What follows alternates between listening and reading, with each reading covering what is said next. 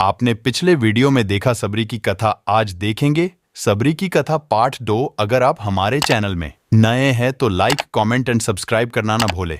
इतना सब होने के बाद भी शबरी हर आर्षि मुनि के दरवाजे पहुंचती और उनके आंगन में झाड़ू लगाकर उनसे गुरु दीक्षा देने के लिए कहती।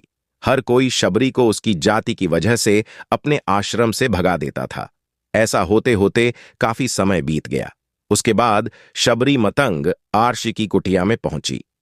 वहां पहुंचकर मतंग आर्षि को सबरी ने बताया कि वो उनसे गुरु दीक्षा लेना चाहती है। उन्होंने खुशी खुशी उसे अपने गुरुकुल में रहने दिया और भगवान से जुड़ा ज्ञान देते रहे। शबरी ने भी अपने गुरु मतंग आर्षि की सेवा करने में कोई कसर नहीं छोड़ी। वो गुरुकुल के भी सारे काम करती थी। शबरी से खुश होकर मतंग आर्षि ने उसे बेटी मान लिया था। रिपोर्ट ऐड, समय के साथ मतंग आर्षि का शरीर बूढ़ा हो गया। उन्होंने एक दिन शबरी को अपने पास बुलाया और कहा, बेटी, मैं अपना देह त्यागना चाह रहा हूं। बहुत साल हो गए इस शरीर में रहते रहते। शबरी ने दुखी मन से कहा, आपके ही सहारे मैं इस जंगल में रह पाई हूं। आप ही चले जाएंगे तो मैं जीकर क्या करूंगी। आप अपने संग मुझे भी ले जाइए, मैं भी देह त्याग दूंगी। मतंग ऋषि ने जवाब दिया, बेटी, तुम्हें चिंता करने की जरूरत नहीं है। राम तुम्हारी चिंता करेंगे और ध्यान भी रखेंगे।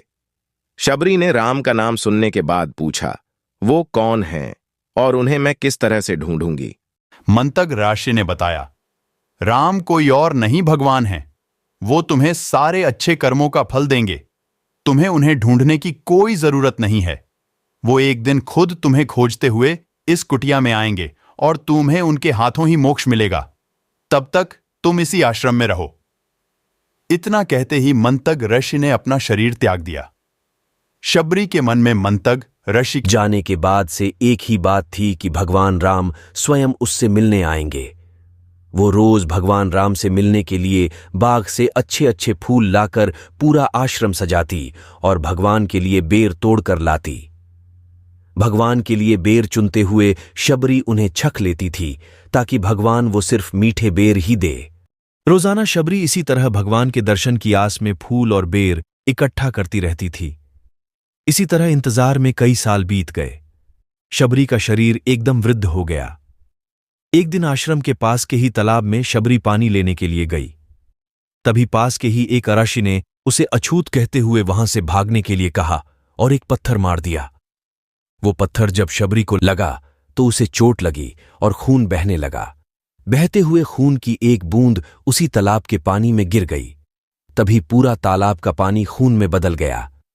ये सब होता देखकर आर्षि ने शबरी को ही डांटा और कहा कि पापीन, तुम्हारी वजह से पूरा पानी खराब हो गया।